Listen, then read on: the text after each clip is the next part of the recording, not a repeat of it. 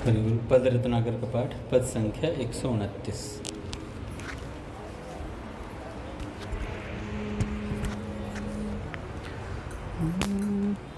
प्रभु तुम अपनो बिरद संभारो, प्रभु तुम अपनो बिरद संभारो, प्रभु तुम अपनो बिरद संभारो, प्रभु तुम अपनो बिरद संभारो।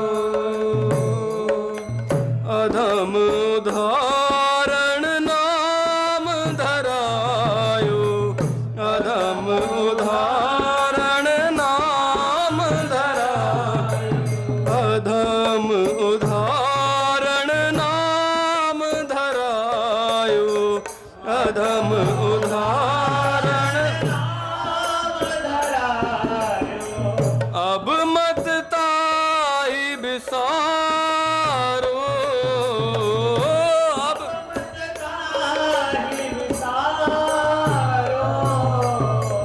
अपनो बिरद संभारो, प्रभु तुम अपनो बिरद संभारो। मोसो अधिक अधम को जग मह, मोसो अधिक अधम को जग, पापिन मह सरदारो,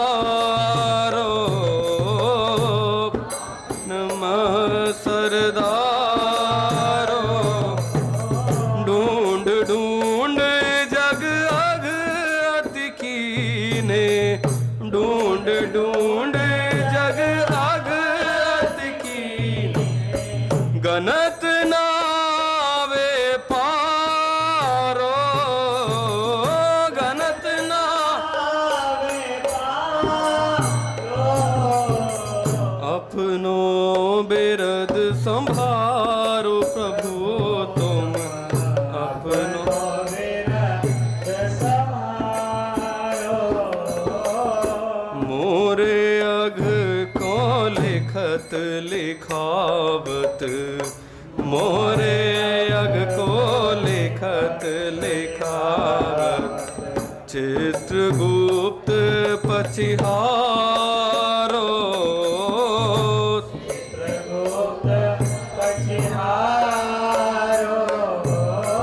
तो नायो अंत अगन को, तो नायो अंत अगन को, छाड़ी कलम विचारो, छाड़ी कलम विचारो। अपनो बिरद संभारो, प्रभु तुम अपनो बिरद संभारो। अब लो अधम अनेक उधारे, अब लो अधम अनेक उधारे, अब लो अधम अनेक उधारे, अब लो मोसो पल्लो डारो, मोसो पल्लो डारो। राखो लाज नाम अपने की, राखो लाज नाम अपने की, राखो लाज नाम अपने की, राखो लाज नाम अपने की। मत खो पतियारो,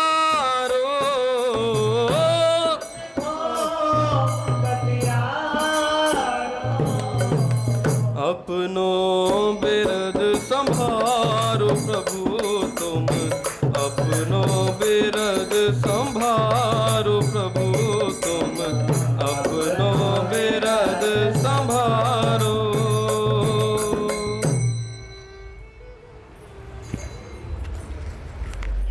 श्री राधा माधव सरकार की जय। पूज्य श्री भाई जी महाराज की जय। पूज्य श्री राधा बाबा की जय। पूज्य मैया की जय। अपने प्यारे भैया की जय। पूज्य दादा की जय। भक्तवत्सल भगवान की जय। पूज्य भैया को प्रणाम। हरि बोल। बड़े सौभाग्य का क्षण है कि आज भी हमें सत्संग और कीर्तन का परम लाभ प्राप्त हो रहा है।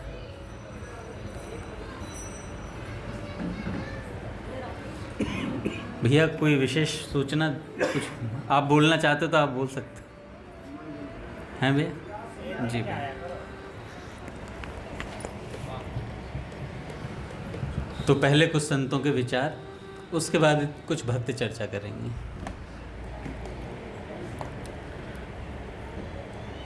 समय की अमूल्यता के रहस्य को समझकर मनुष्य को चाहिए कि वह अपना सारा समय भगवान के चिंतन में लगाए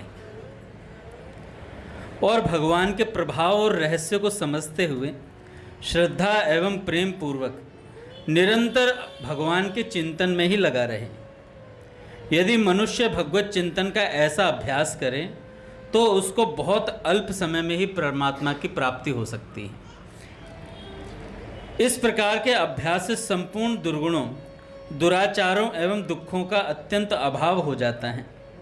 मनुष्य अनायास ही सदाचार और सद्गुणों से संपन्न होकर परम शांति और परम आनंद को प्राप्त हो जाता है। सेठ जी कहते हैं भगवान का चिंतन करने मात्र से भगवान के सद्गुण हमारे भीतर उतरने लगते हैं और हमें परम शांति प्राप्त होने लगती है। संसार में 84 लाख जाति के अनंत जीव शास्त्रों में बतलाए गए हैं। इन सब में परमात्मा की प्राप्ति का अधिकार केवल मनुष्य को मिला है। परमात्मा की असीम दया के प्रभाव से तो अनधिकारी पशु पक्षी योनि के जीवों को भी परमात्मा की प्राप्ति हो जाती है। इस प्रकार की बातें इतिहासों में मिलती हैं, परंतु वह अपवाद रूप है, नियम नहीं है। सारी सृष्टि के जीवों की संख्या का अनुमान करना तो बहुत लड़कपन है, परंतु मनुष्य की साधारण बुद्धि से इतना कहा जा सकता है कि समस्त सृष्टि के अनंत कोटि जीवों में मनुष्य की संख्या अपार समुद्र में एक क्षुद्र तरंग के समान ही है। यदि प्रत्येक योनि को भोगते हुए ठीक क्रम से जीव को मनुष्य शरीर मिले तब तो अनेक युगों के बाद उसको मनुष्य शरीर मिलेगा। आचरणों की ओर देखने पर भी निराशा ही होती है। आचरण तो ऐसे हैं कि उनसे शीघ्र मनुष्य शरीर मिलने की आशा ही नहीं की जा सकती। जिसको मनुष्य शरीर मिलता है उस पर ईश्वर की महान दया समझनी चाहिए। सेठ जी कहते हैं बातें। इसी से श्री रामचरितमानस में कहा गया है, आकर 4,84,000 जोनि भ्रमत यह जीव अविनाशी, फिरत सदा माया कर प्रेरा, काल कर्म स्वभाव गुण घेरा, कब हुक करी करुणा नर देही, देत ईश बिनु हेतु सनेही। गोस्वामी जी कहते हैं 84 लाख भुगवा दी तो नंबर बहुत टाइम में आएगा। ये तो भगवान अहेतु की कृपा करके मनुष्य को बीच में ही जो भोग रहा होता है ना, बीच में से उठा के मनुष्य बना देते हैं। कहते प्रभु कृपा होती है। कहते ना भाई प्रकट कृपाला, भैया कहते हैं दीन दयाला कौशल्या हितकारी। तो गोस्वामी जी महाराज कहते हैं कि पूज्य मलुकपीर सरकार बता रहे थे कि गोस्वामी जी महाराज ने ये नहीं कहा कि भाई राम लाला, भाई कृपाला। जो कृपा करते हैं वही प्रकट हुए हैं और कोई प्रकट नहीं हुआ। राम लाला भी बोल सकते थे लेकिन कृपाला बोला वहाँ पर गोस्वामी जी ने। अतः बुद्धिमान पुरुष को यह समझ रखनी चाहिए कि अनंत युगों से भटकते हुए अनंत कोटि जीवों में जो अत्यंत ही भाग्यशाली हैं, मुक्ति के अधिकारी समझे जाने योग्य जीव होते हैं, उन्हीं को ईश्वर यह दुर्लभ मुक्तिदायक मनुष्य शरीर प्रदान करते हैं। ऐसे दुर्लभ और क्षणभंगुर अनित्य मनुष्य शरीर को पाकर जो जीव शीघ्र से शीघ्र अपने आत्मा के कल्याण के लिए तत्पर नहीं होता, उसके समान मूर्ख और कोई भी नहीं है। एक बड़ी विलक्षण बात बताता हूँ भैया। अभी मैं थोड़ा कुछ टेंस था, सच में दिमाग में बहुत बात चल रही थी। घर आया तो घर आते ही मैंने कहा मैं कुछ टेंशन में हूँ, तो तुरंत नीतू ने एक वीडियो निकाला और उस वीडियो में भगवान बोल रहे हैं। क्या बोल रहे हैं भैया, बड़ी विलक्षण बात है। भगवान ने कहा, अरे मेरे प्यारे सखा, अरे मेरे प्यारी सखी, तू क्यों चिंता करती है? ये तेरा आखिरी जन्म है, इसके बाद तो सदा के लिए मेरे पास आएगी। सिर्फ इतनी बात बोली गई उस वीडियो में। जो ये बात कहाँ बोली गई थी? ये बात बोली गई है पूज्य प्राची दीदी ने, जो पूज्य भैया को वो लिखवाए हैं माधव वाच में। उसमें भगवान संबोधन करते हैं, मेरे प्यारे सखा, मेरे प्यारी सखी। उसमें भगवान का संबोधन है। अपने प्राण प्यारों को संबोधन करने का तरीका है ये भगवान का। तो मैं बता रहा हूँ कि इस बात पे मैंने बात बताई भैया कि भगवान हमें यहाँ से निकालना चाहते हैं। अगर हमारे स्वभाव को, आचार विचार को देखा जाए तो मनुष्य शरीर मिलने लायक नहीं है हम। लेकिन अगर भगवान की कृपा को देखा जाए, भगवान की कृपा को देखा जाए तो पता नहीं कितनी बड़ी वस्तु को हमें भगवान देना चाहते हैं। क्यों रघुनंदन प्रभु नहीं देना चाहते? तो सेठ जी कहते हैं, भैया मनुष्य शरीर पाकर आत्म कल्याण की भावना मन में नहीं जगी तो फिर क्या किया? अगर भगवान हमें मुक्ति नहीं देना चाहते होते, अपने धाम नहीं बुलाना चाहते होते, तो मनुष्य शरीर नहीं देते।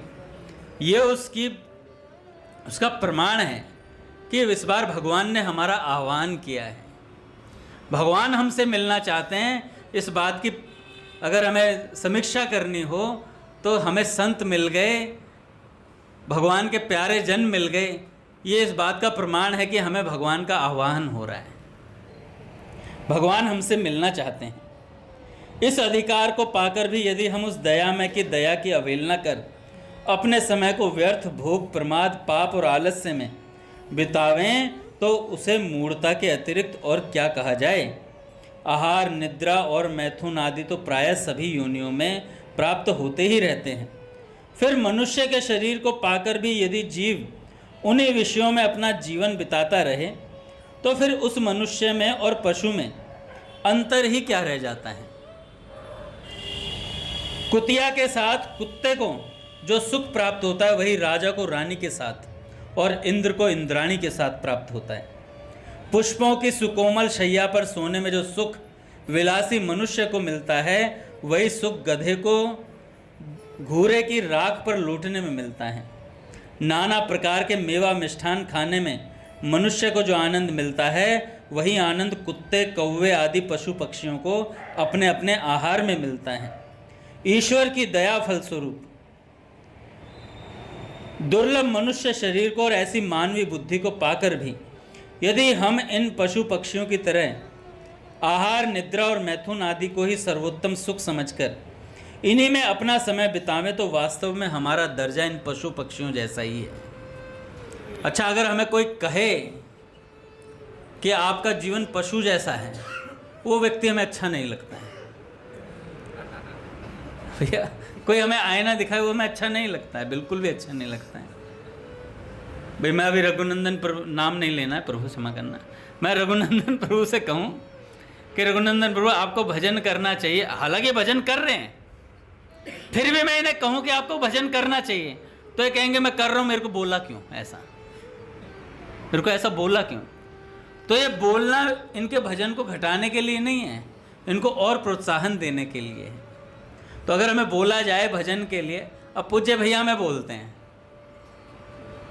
हमने कभी पूज्य भैया को प्रतिकार करके भैया कभी कुछ ऐसा कहा कि भैया आपने मुझे ऐसे कैसे बोल दिया, मैं आलसी हूँ, क्योंकि हम जानते हैं कि भैया परतें खोल देंगे हमारी इतना ही तो अंतर है। मान लो अगर मैं बोल रहा हूँ या भैया बोल रहे हैं तो भैया के बोलने में और मेरे बोलने में इतना अंतर है कि भैया हमारे भीतर तक की जानते हैं। अगर हम उनसे कोई बहाना बनाएंगे तो भैया सारी परतें खोल सकते हैं, मैं परतें नहीं खोल सकता। मैं सिर्फ सत्संग के आधार पर आपको बात बता सकता हूँ, है ना। भैया के सामने हम जवाब नहीं दे सकते क्योंकि वो हमारे भीतर की बात जानते हैं। पूज्य गया प्रसाद जी महाराज जी से किसी ने कहा, महाराज जी मैं तो भजन करता हूँ, मैं माला से न जप नहीं करता, मेरा तो मन का चलता है, मेरा तो गोपाल मन का चलता है। तो मन का जब चलता है तो गया प्रसाद जी महाराज ने कहा कि भाई साहब मैं जानता हूँ आपका मन इस समय कहाँ है। पूज्य पंडित जी महाराज ने कहा उन व्यक्ति से, अगर मैं आपके मन की दशा आपको बता दूं तो आप दोबारा मेरे सामने नहीं आएंगे। मन की दशा को बता दूं तो आप मेरे सामने दोबारा नहीं आएंगे। तो कृपया ये मन के बारे में मेरे से बात ना करें, जिह्वा से नाम जपें, जीभ को हिला करके नाम जप करें। तो महापुरुषों से हम खेल नहीं कर सकते, और खेल करेंगे और महापुरुष खेल में सम्मिलित हो रहे हैं आपके साथ, तो इसका मतलब है महापुरुष आपके अनुकूल होकर आपको समझाना चाहते हैं। ऐसा हमारे पूज्य भैया करते हैं हमारे साथ, कि हमारे हिसाब से हमें समझाने का प्रयास करते हैं। पूज्य भैया कहते हैं 100% में से मैं 70% जोक्स वगैरह ले करके सत्संग बोलता हूँ, 30% भी नहीं हिल रहा है अभी सत्संग। अगर मैं 100 का 100% सत्संग बोल दूँ तो ये बच्चे टिकेंगे नहीं यहाँ। इनके मनोरंजन के हिसाब से सब कुछ ले दे करके तब 70% इधर उधर की बात करके 30% भगवान की बात हमें समझाई जाती है। पर सेठ जी ऐसा नहीं करते थे। पूज्य भाई जी के प्रवचन में ऐसा नहीं होता था, पूज्य बाबा के प्रवचन में ऐसा नहीं होता था। पूज्य बाबा से कोई व्यक्ति मिलने गए, बड़े नए नए साधु थे भैया, और जब मिलने गए तो बड़े भाव से गए थे। प्रीति रसावतार पूज्य श्री राधा बाबा, जय हो राधा रानी की जय हो। और जाकर के बैठे कुटिया के सामने, बाबूजी जा चुके थे उस समय, और जाकर के बैठे तो आधा घंटा हुआ तो माथे में सिकंसी आई। 1 घंटा हो गया इंतजार करते, अरे हम महात्मा नहीं हैं क्या, इंतजार करवाया जा रहा है हमें, साधु तो हम भी हैं। आग बबूला हो रहे हैं भीतर भीतर, पड़ोसी वाले को कह रहे हैं कि बताइए ये कोई बात होती है, साधुओं को इतना इंतजार करवाया जाता है। 1.5-2 घंटे बाद बाबा का स्वास्थ्य ठीक नहीं था, बाबा अपना सहारा लेकर के भगत जी महाराज का और बाहर आए, और बाहर आते ही बाबा ने कहा, जैसे ही बाबा को देखा तो फिर सुर बदल गए, जय हो पूज्य राधा बाबा सरकार की जय हो। बाबा ने कहा, ए साधु इधर आइए, ये जो भीतर धौंकनी चल रही है ना, ये भट्टी जल रही है तुम्हारे हृदय की भट्टी, इसको थोड़ा शांत कीजिए। अभी नए नए साधु हैं, अभी बहुत भजन करना है, तो ये ऊपर का ड्रामा चलेगा नहीं आपका। तो समझ गए कि बाबा सब कुछ जानते हैं भीतर तक की, तो बाबा ने समझा दिया आकर के, सीधी स्पष्ट बात बोल दी। इतना स्पष्ट किसी को बोल दिया जाए तो भजन छोड़ दे, फिर आएगा नहीं वो गीता वाटिका दोबारा। एक सज्जन थे, आज भी शायद उनका शरीर है, वो कथावाचक है भैया, कोई बहुत बड़े, बाबा ने उनके चांटा मार दिया था भैया। भरी सभा में वो शायद चुनरी ओढ़ करके नाच रहे थे, राधा रानी के नाम पर भावावेश में कीर्तन कर रहे थे, तो चुनरी ओढ़ करके नाच रहे, तो बाबा को ये अच्छा नहीं लगा, तो बाबा ने चुनरी हटवाई और चांटा मारा, कहा कि ऐसी क्रियाएं करने की तुम्हारी मतलब वो बिसात नहीं है अभी। और बाबा पूज्य मामा सरकार को क्या बोलते थे, पूज्य नारायण दास भक्तमाली जी महाराज को, मेरा फटीचर। क्या संबोधन, और कैसे वो महापुरुष हैं जो आज भी ये उनके मुख से जब तक उनका शरीर रहा उन्होंने ये कहा कि बाबा तो हमें अपना फटीचर कहते थे। कितनी विलक्षण बात रहती थी। और आज भी वो सज्जन जो कथावाचक थे वो वृद्ध हो गए, उन्होंने कहा कि बाबा के चांटे ने जीवन बदला है, बाबा के चांटे ने जीवन राधा रानी में लगा दिया। तो ऐसे ऐसे महापुरुषों का ताड़ना सह करके, और ताड़ना नहीं है लाड़ दुलार होता है, बड़ा प्यार मिलता है कभी कभी। इस लाड़ से कई लोग वंचित रहते हैं, लेकिन ये लाड़ मिलना चाहिए। कभी महापुरुषों के थप्पड़ भी खाने चाहिए, और सबसे बड़ा थप्पड़ तो सत्संग का होता है, जब हमारी औकात बताई जाए कि वाकई में हम कहाँ स्टैंड करते हैं। अब मैं कितना ही, पूज्य बाबूजी का पद है, कोई कहता संत जगत में, कोई कहता तुम बड़े महान, ऐसा ऐसे पद है, पर कोई कहता प्रेमी भक्त महान। पर हम अपने गिरबान में झांक कर देखें तो हमें पता रहता है कि हम कितने ऊंचे भक्त हैं। अब मुझे कोई कुछ कहता रहे कि अंगद जी सत्संग सम्राट हैं, पर मुझे पता मेरी खाट खराब है जिस पर मैं बैठ रहा हूँ मेरा खराब है मामला, सीधी सी बात है। हाँ, ये कह सकते हैं, पूज्य दादा को प्रणाम, कि ये कह सकते हैं हम प्रयास कर रहे हैं भगवान की तरफ चलने का। तोड़ फोड़ कर मुझे बना लो प्रभु अपने मन के अनुकूल, ऐसी स्थिति लेकर के चल रहे हैं। रोज़ महात्माओं से प्रार्थना करते हैं कि भैया कुछ ऐसा हो जाए हे नाथ। अभी करने में नहीं है भैया हम लोग कि हम कुछ भजन कर करके कुछ पा लेंगे। अभी हम वो वाले हैं कि हे नाथ कुछ ऐसा हो जाए कि मैं भगवान का भजन कर लूँ, हे नाथ कुछ ऐसा चमत्कार हो जाए भगवान मुझे मिल जाए। अभी तो हो जाए वाली स्थिति है। तो ये भी अच्छी स्थिति होती है कि आप शरण में पड़े हैं। चक्रदादा बताते हैं, एक जगह चक्रदादा आश्रित थे, पूज्य बाबूजी के पास भी रहे और कई जगहों पर पूज्य चक्रदादा रहे, अलग अलग महात्माओं के साथ विलक्षण विलक्षण जगहों पर उन्होंने, मैंने उस दिन बताया था हिमालय की यात्रा में कितनी विलक्षण घटनाएं उनके साथ घटी, कैसे एक दिव्य आकृति उनके सामने आ गई और उन्होंने संस्कृत में संभाषण किया, खूब बातचीत की चक्रदादा ने फिर पूछा आप हो कौन, और खूब सारे प्रश्नों का उत्तर भी प्राप्त किया उनसे। पर अंत में वो कहकर चले गए कि इस रास्ते से चले जाओ तुम बच जाओगे, वरना इधर खाई में गिरने का डर है। तो ऐसे चक्रदादा कई जगह हिमालय की यात्रा कर चुके थे। लगभग उत्तराखंड के सभी उन्होंने जो धाम है बद्री केदार और ये सब चीज़ें उन्होंने कर ली थी। एक जगह और थी जहाँ वो जाना चाहते थे, मेरे को नाम ध्यान नहीं आ रहा है, बाद में आ जाएगा। तो उन्होंने कहा बाबूजी से, उन्होंने बाबूजी से पहले पूछ लिया था कि भाई जी मैं वहाँ जाना चाहता हूँ, मेरे सारे धाम हो जाएंगे उत्तराखंड के। तो भाई जी ने कह भी दिया था सहज भाव से, हाँ भाई चले जाना, कोई बात ही नहीं है। अब जिस दिन जाने का दिन था उस दिन चक्रदादा ने रिक्शा मंगा लिया बस स्टैंड तक का, अपना बिस्तर वगैरह सब पैक कर लिया था। बिस्तर पैक करने के बाद पूज्य भाई जी अपने कल्याण के संपादन कार्य में लगे हुए थे और जो कार्यालय था उसमें एक चटाई पर बैठ करके बाबूजी कार्य कर रहे थे। दादा जब मैं ये पढ़ रहा था तो मैं उस जगह को महसूस करने का प्रयास कर रहा था कि भाई जी चटाई पर बैठे कैसे होंगे क्योंकि चित्रण बनता है एक कि गीता प्रेस का, ये गीता वाटिका का ये कार्यालय होगा, इसमें चटाई पर बाबूजी बैठे होंगे और बैठ करके कार्य सारे कागज वागज फैला रखे होंगे। तो एक चित्र बनाते हैं कि प्रभु तेरी लीला की सुधि आवे, मदन मोहन मोहन मूर्ति के मन मन चित्र बनावे। तो ऐसे चित्र बनाते हैं हम महापुरुषों के, कैसे बाबूजी लग रहे होंगे। तो बाबूजी को जाकर बोले कि पूज्य भाई जी मैं यात्रा के लिए निकलना चाहता हूँ। तो भाई जी ने देखा और भाई जी ने देखते ही बोला, सारे कागज वागज इधर बिखरे हुए थे, सारी फाइलें रखी हुई थी और गीता प्रेस की पुस्तकों में छपने वाले चित्र भी रखे हुए थे।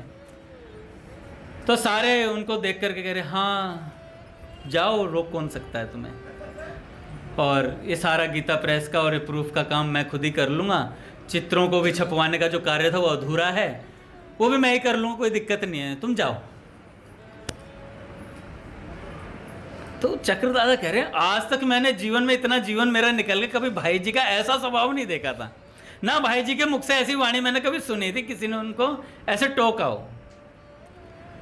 तो चक्रदादा कहने लगे कि चक्रदादा स्पष्ट कहने वाले थे, वो क्षत्रिय थे। तो उन्होंने सीधा बोला बाबूजी से, बाबूजी देखो ये टेढ़ी मेढ़ी बातें मुझे समझ में नहीं आती हैं, आप ये बोलो हाँ या ना, जाना है या नहीं जाना है। तो इतना बोलने पर भाई जी ने कहा दूलचंदी दुदाजी जी को बुला करके, रिक्शा कैंसिल करवा दो, चक्र जी जा नहीं रहे हैं रिक्शा कैंसिल वापस भेज दो, चक्र जी जा नहीं रहे हैं और इनका बिस्तर इनके कमरे तक पहुंचाया हो। चक्रदादा कहने लगे मैं कमरे तक गया, बुरा तो बहुत लगा मुझे कि बाबूजी ने मना करना तो पहले करते, और आज जब जाने का टाइम है तो मना कर दिया, बताओ। और उसके बाद मैं कह रहा हूँ हाँ या ना, तो कह रहे जा ही नहीं रहे। हाँ ना हाँ वाले पे डिस्कशन नहीं हुआ, नहीं वाले पे डिस्कशन चल रहा है और वापस पैक करवा दे, सब कुछ वापस भिजवा दिया। और चक्रदादा से कहा कि भाई ये है। और चक्रदादा कह रहे थे कि उस जितना भी जो कार्य था ना प्रूफ रीडिंग का, उसमें सिर्फ मेरा एक कार्य था बस, जो मैं कभी कभी किया करता था। वो चित्र जो बनते थे ठाकुर जी के, उनको देखता था बस मैं, उसके अलावा मेरा कोई खास कार्य नहीं था वहाँ पर। तो इतनी बात बोल करके चक्रदादा अपने कक्ष में गए, थोड़े उदास भी हुए। और उदास होने के बाद अगले दिन भाई जी से मिलने आए। तो भाई जी ने कहा कि सुदर्शन जी आपने न्यूज़ सुनी? तो चक्रदादा ने कहा नहीं बाबूजी मैंने तो कोई न्यूज़ नहीं सुनी। अरे अरे देखो देखो कोई न्यूज़ आई है बहुत बड़ी, और क्या नाम है यहाँ के कलेक्टर साहब उन सब ने मेरे को बताया कि आपका जो हवाई जहाज़ था जो जाने वाला था वो क्रैश हो गया है, दुर्घटनाग्रस्त हो गया है। तो उन्होंने कहा अच्छा ऐसी बात हो गई? तो पूरा पता लगा है। तो वाकई में तो जिन्होंने फ़ोन किया था उन्होंने कहा था कि आपका आदमी जो जाने वाला था यात्रा पर हिमालय की उस तरफ, तो वो गया तो नहीं? तो भाई जी ने कहा नहीं नहीं वो नहीं गया, उसका तो कैंसिल करवा दिया था हमने कल ही। तो चक्रदादा ने कहा कि किसी को ये लग सकता है कि ये साधारण बात थी कि एक साधारण यात्रा को स्थगित किया था भाई जी ने, पर एक ये मेरी जीवन की महायात्रा को स्थगित करवा दिया था बाबूजी ने, मेरी मृत्यु को टाल दिया था बाबूजी ने। फिर ऐसा सामर्थ्य महापुरुष रखते हैं कि मृत्यु को टाल दिया था।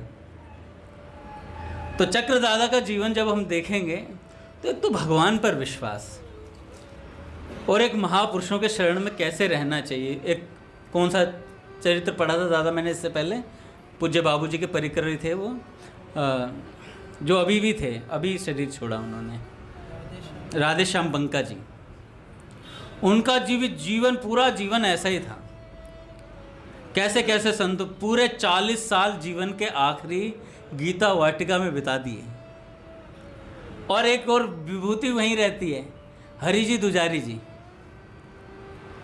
वो भी कई सालों से भैया बाहर नहीं आए गीता वाटिका से। उन्हें यही नहीं पता कि एआई जैसी कोई चीज़ चल रही है। मोबाइल भी उनके पास छोटे वाला ही है, उनके बच्चे ला कर के अगर दिखाते हैं तो अलग बात है, लेकिन मोबाइल उनके पास छोटे वाला ही, मैंने बात करते उन्हें देखा है। तो उनका जीवन भी चल रहा है, सब कुछ बढ़िया हो रहा है, बाबूजी की कृपा है। इस बार जब गीता वाटिका गए थे दादा, इतना मोटा पैर सूज रखा उनका, दोनों पैर सूजे पड़े हैं भैया।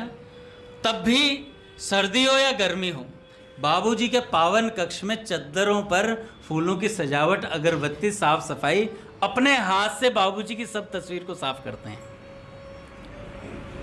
और नित्य पद रत्नाकर का पाठ करवाते हैं। वहां पर कोई नहीं होगा तो आपको उनकी वाणी सुनाई देगी, ढोलक भी नहीं होगा तो भी करेंगे वो। और नियम है तो नियम है, 7 बजे राकेश भैया पहुंचेंगे तो ठीक है, नहीं पहुंचेंगे तो भी ठीक है, मैं कर दूंगा अकेला, ऐसा उनका भाव रहता है। राधा अष्टमी पे 10 बजे का टाइम दिया है, कोई आएगा तो ठीक है, नहीं तो 2 चकोर 2 चंद्रमा 2 अली पंकज 2, पहले पद से शुरू, पट खुलेंगे महाराज। श्री राम जय राम जय जय राम, श्री राम जय राम जय जय राम, श्री राम जय राम जय जय राम, श्री राम जय राम जय जय राम, श्री राम जय राम जय जय राम, जय जय राम, जय जय श्यामा जय जय श्याम, जय जय श्यामा जय जय श्याम, जय जय श्री वृंदावन धाम।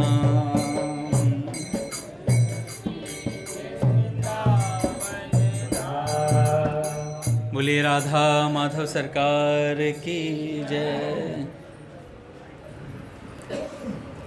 तो हरि जी दुजारी जी जो हैं, उनका ऐसा जीवन है कि पूरा जीवन अपना बाबूजी को समर्पित कर दिया।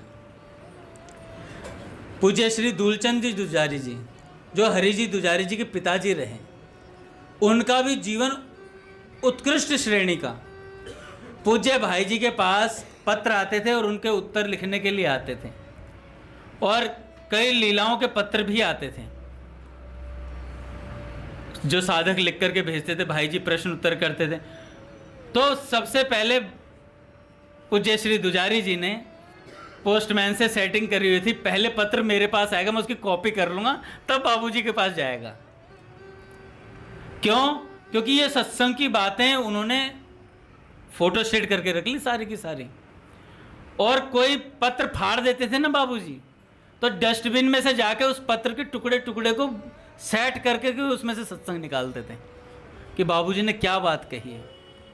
आज जो हम पुस्तकें पढ़ते हैं, पूज्य बाबूजी का चरित्र पढ़ते हैं, पूज्य बाबूजी से संबंधित गीता वाटिका के जितने लेख पढ़ते हैं, वो सब उन्हीं की कृपा है,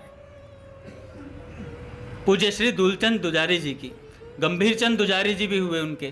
तो इस तरीके से इन्होंने, और हरिचंद दुजारी जी जो आज भी लगे हुए हैं, उन्होंने बोला गीता वाटिका में राधाष्टमी, इतना मटेरियल है बाबूजी का अभी जो भी छपा नहीं है, छपने के लिए मेरे पास रखा है, मैंने इकट्ठे करके रखे हुए हैं कागज़, पुराने पुराने कागज़ जो भी छपे नहीं है सत्संग की बातें, वो छपने के लिए मेरे पास व्यवस्था नहीं है। तो ऐसे ऐसे लोग हैं जो सत्संग इकट्ठा करते रहते हैं, क्योंकि उन्हें पता है कि इस सत्संग का मूल्य क्या होने वाला है। आज हम पूज्य भैया का सत्संग, मान लो एक सज्जन से मैंने पूछा, भैया तूने प्राची दीदी का चरित्र सुन लिया? कह रहा नहीं भैया मैंने तो नहीं सुना। मैं कहा एक भी पार्ट नहीं सुना? कह रहे नहीं भैया। अब सोचो, ये बातें जो आज हैं ये हम ढूंढेंगे फिर बाद में, यूट्यूब पर सर्च करेंगे पूज्य श्री नरेश भैया जी सत्संग प्राची चरित्र, यूट्यूब वाले हटा देंगे कभी भी, भरोसा नहीं है यूट्यूब जी का। यूट्यूब जी कभी भी कुछ भी हटा सकते हैं, क्योंकि भैया वो एक कंपनी है, उसका कोई पॉलिसी चेंज हो जाए, उसका मन कर जाए मैं बंद कर रहा हूँ यूट्यूब, फिर क्या कर लोगे? कुछ नहीं बचेगा, सब कुछ खत्म, सारा डेटा आपका खत्म। तो ये सत्संग इकट्ठे करके रखना चाहिए, नित्य सुनना चाहिए। कोई खास बात हो तो वो डायरी में लिखनी चाहिए साधक को, कुछ विशेष बातें, कुछ अनुभूति की बातें पूज्य भैया जो बताते हैं। अरे इतना समय कहाँ है, हम पे रोटी खाने का समय नहीं, हम नौकरी करें सत्संग की बातें लिखें? अरे भाई लिखनी पड़ेंगी, भगवान को पाना है तो ये करना पड़ेगा। बड़े बड़े महात्माओं ने किया है, बड़े बड़े संतों के जो परिकर वो करते हैं। पूज्य श्री बालकृष्ण दास जी महाराज गंगा मंदिर में भावावेश में आते थे, देखो कैसे लिखते थे, उनके परिकर कैसे लिखते थे। भैया एक दिन भाव में आ गए, एक सखा के भाव में, कमरे में गए और सखा के भाव में आवेश में थे, तो अपने परिकरों को उठा उठा के पटक रहे थे महाराज जी, चोट भी लग रही थी उन्हें।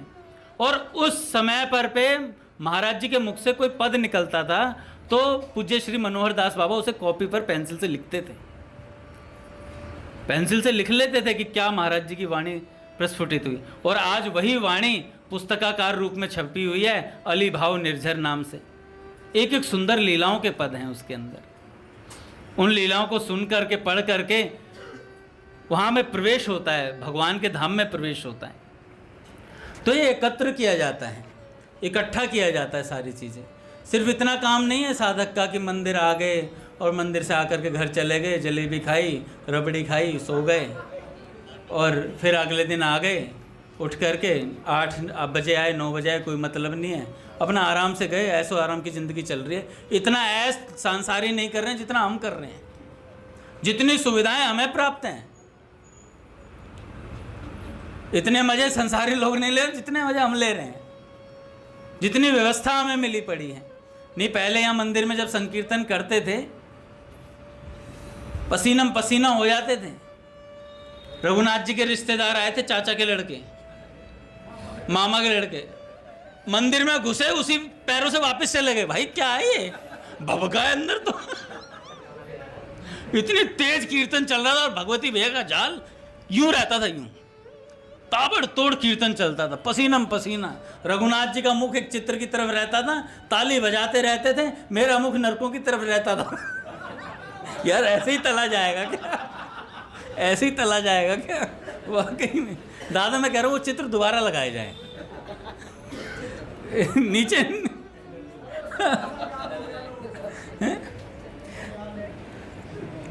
तो चित्र दोबारा लग जाए तो कुछ मजा सा आए। उन्हें तो भैया देख करके याद आता है कि हाँ नरक भी कुछ चीज़ होती है। भय खत्म हो गया, भय भी ना होए ना प्रीत, तो बिना भय के प्रीत होती ही नहीं है। अब सीधा आपने लगा दिया सखियों के फोटो में चित्र लगे और सोचते हैं हम तो सखी हैं भाई। सीधे वहाँ तो बहुत लंबी यात्रा है भैया, महापुरुषों के सत्संग से पढ़ने में आता है, यात्रा बहुत लंबी है। अब किसी ने कह दिया, मेरा नाम रख दिया किसी ने, आप आनंद सिंधु हो। भैया किसी ने मेरा नाम रखा आनंद सिंधु, और मैं हर समय हूं और रोऊं, फिर किस बात का आनंद? तो मेरे को आनंद सिंधु अगर मेरा नाम रखा है तो वाकई में मेरे जीवन में आनंद होना चाहिए। अगर मेरा कोई स्वरूप का नाम पता चला है तो वाकई में मेरे स्वरूप में स्थिति होगी, तब मैं वो स्वरूप में हूं। नहीं तो अभी जीवात्मा ही हो, प्राणी हो, मनुष्य की तरह काम कर लो, इंसान बन जाओ। भगवान बनने की आवश्यकता नहीं है। अभी साधक बनो, सिद्ध बनने की आवश्यकता नहीं है। पूज्य गया प्रसाद जी महाराज पूरा जीवन साधन में निकाला। उनको किसी ने कहा ना आप तो सिद्ध हो गए, नहीं बाबा हम तो साधक की रहनी से ही रह रहे हैं। पूरा जीवन साधक की रहनी से निकाला, कभी नहीं उन्होंने इधर उधर की बात करी, अपना पूरा जीवन ऐसे ही निकाला। महाराज जी ने बुला लिया था पूज्य बालकृष्ण दास जी महाराज जी ने एक प्रोग्राम में गृहस्थ होते हुए भी उन्होंने कभी आईना नहीं देखा था। जब गए पहली बार तो उनका चित्र आश्रम में लगा हुआ था, तो जैसे ही चित्र को देखा तो पूज्य गया प्रसाद जी महाराज ने अपने बगल में जो शिष्य थे उनसे कहा, कोई बड़े संत हैं प्रणाम करो, कोई बड़े संत है प्रणाम करो। तो उन्होंने, शिष्य ने प्रणाम किया। शिष्य खड़ा हुआ तो उन्होंने पूछा, महाराज जी ने पूछा कौन से संत हैं ये? कह रहे बाबा आपको ही चित्र है। कह रहे हट हट हटा इसे, हटा इसे, हमारा चित्र लगा रखो है, ये हमारा चित्र है। देखा ही नहीं था, आईना ही नहीं देखा था। तो बताओ ऐसा वैराग्य तो गृहस्थ आश्रम में होते हुए शायद 41 वर्ष तक कुछ ऐसे वो गृहस्थ आश्रम में रहे थे। और गुरुदेव ने एक आज्ञा करी थी, निष्काम भाव से राग द्वेष से रहित होकर के नाम जप करना है। उसके बाद कोई प्रश्न नहीं पूछा, जीवन भर नाम जप करते रहे। भगवान खेलते थे उनके साथ, बुहारी लगाते थे ना, बार बार बिखेर देते थे सब कुछ। तब बार बार आके गया प्रसाद जी महाराज कहते थे कि ये कान्हा हमें चैन से बैठने ही न दे, हम बार बार सफाई करें फिर फैला दे सारा सब कुछ। ऐसा प्रेम था भैया। तो सेठ जी कहते हैं बुद्धिमान पुरुष को यह समझना चाहिए कि अनंत युगों से, अनंत कोटि जन्मों में मैं भटकता रहा हूं और इस बार मुझे भाग्यशाली बनने का मौका मिला है। पूज्य डोंगरे जी महाराज कहते हैं हम भाग्यशाली हैं कि हमें भजन का मौका मिला है। पूज्य गया प्रसाद जी महाराज कहते हैं या बेचारे ने तुम्हें भजन को अवकाश दे दियो है, अब इस बेचारे से और कछु मत मांग बैठी हो। अगर भगवान ने हमें भजन का समय दे दिया है तो और कुछ मत मांग बैठना इस बेचारे से। क्योंकि वात्सल्य भाव से ठाकुर जी को पूछते हैं गया प्रसाद जी महाराज, इसलिए उन्होंने ये शब्द यूज करा कि अब या बेचारे से और कछु मत न मांग बैठी।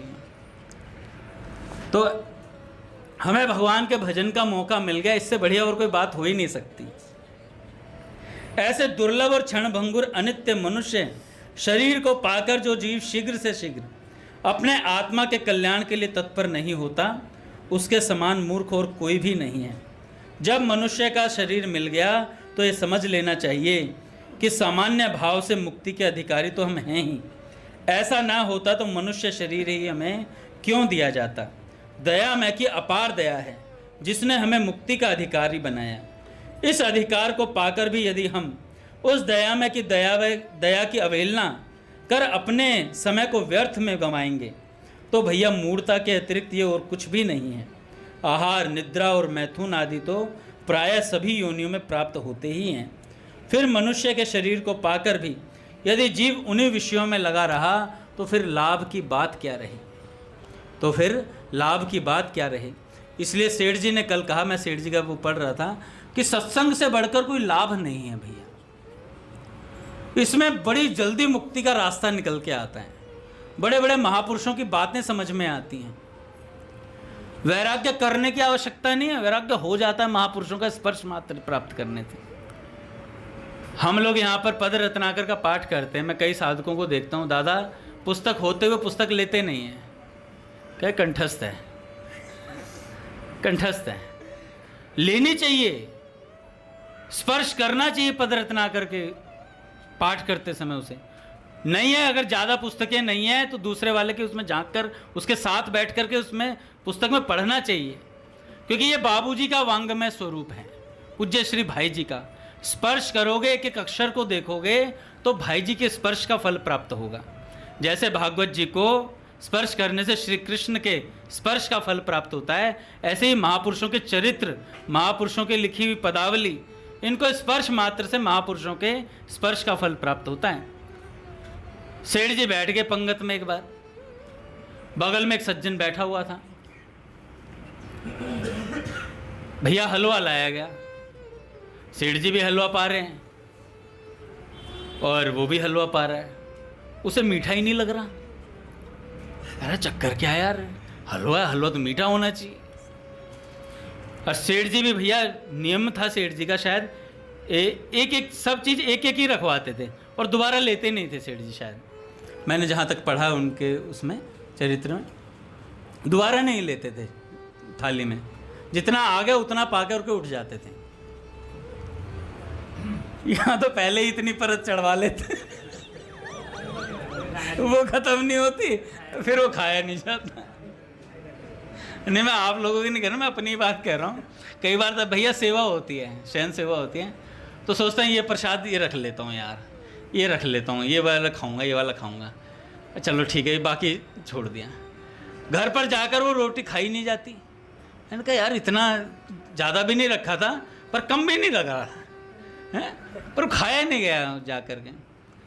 तो इसलिए अब से हर बार से मैं गिनती की रोटी ले जाता हूँ मैं कहा अब 6 ही ले जाऊँगा, 2-2 बाटें आएंगी, घर में 3 मेंबर है तो 2-2 खा लेंगे।